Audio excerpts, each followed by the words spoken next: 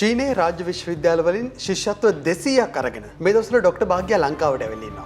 Doctor භාග්‍යා අපි කතා කරමු. මොනවද ලංකාවට අරන් අපු මේ ශිෂ්‍යත්ව?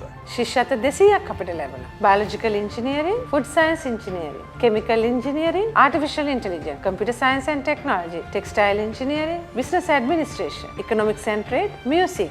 අවුරුදු 4න් අවුරුදු 3ක් නොමිලේ චීනයට ගිහින් ඉගෙන ගන්න. මේ තමයි ඔබට ලැබෙන හොඳම අවස්ථාව. අපි කතා කරන්න ඕනේ බඳවා ගැනීම ගැන. කවද්ද බඳවා ගැනීම සිද්ධ කරන්නේ? කොහේදීද මේ වැඩේ වෙන්නේ? මැයි 22 වෙනි සිකුරාදා අනුරාධපුර යෝන් නිකේතනයේදී උදේ 9 සිට හවස 5 දක්වා.